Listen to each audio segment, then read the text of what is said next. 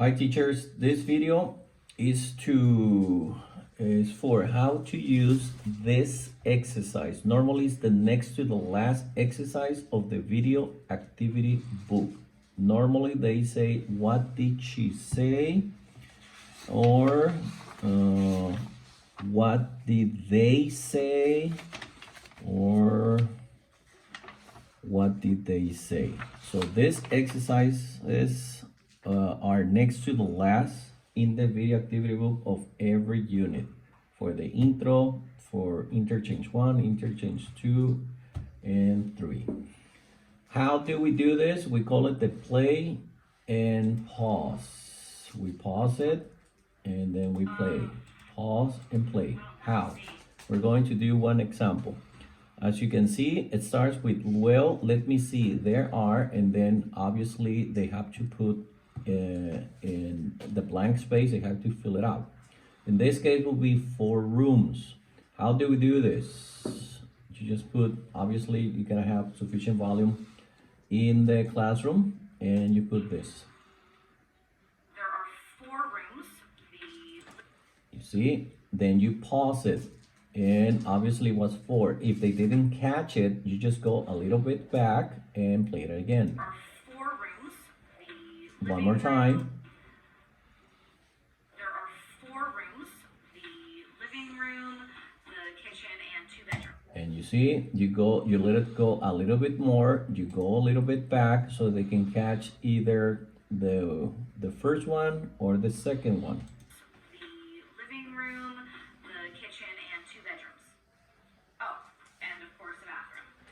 All right, so one more time, we pause it, we go back, you play it again, the first paragraph, so they can catch any of the words. If by this time they haven't got it, then you can go to the closed caption, you put the subtitles, and then they can copy the word. Either they didn't catch it or they don't know exactly how to write it. And then you take off the captions. Let's do the example. Here we go. Well,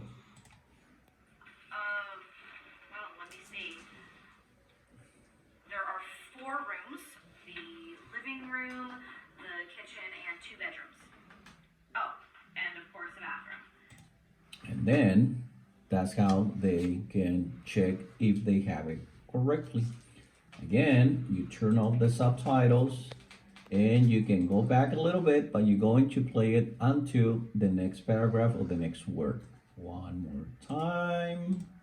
There are 4 rooms, the living room, the kitchen, and 2 bedrooms.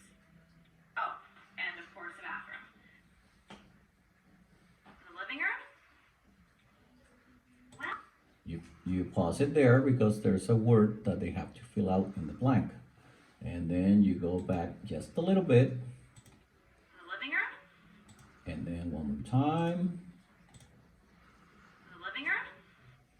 If they already, everybody says, oh, the living room. Okay, if somebody doesn't know exactly, you just in pause, you can put subtitles and you can see and you point out it's the living room. So some of them are going to put it correctly, or some of them just are going to check and go like, oh, I got it correctly. Again, turn off the subtitles.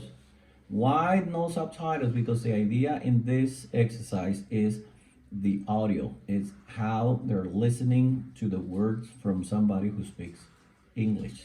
The idea is that they listen and they polish their hearing in English. That's the whole idea of this exercise. That's why it's very important. And then you play it again, you keep it playing. Well, it's really big. The kitchen is nice too. Again, pause, you go back a little bit. The kitchen is nice too. No. Okay, and then you play the 2 blanks that you have in the second paragraph. Big. A little bit back. The living room? Well, it's really big. The kitchen is nice too.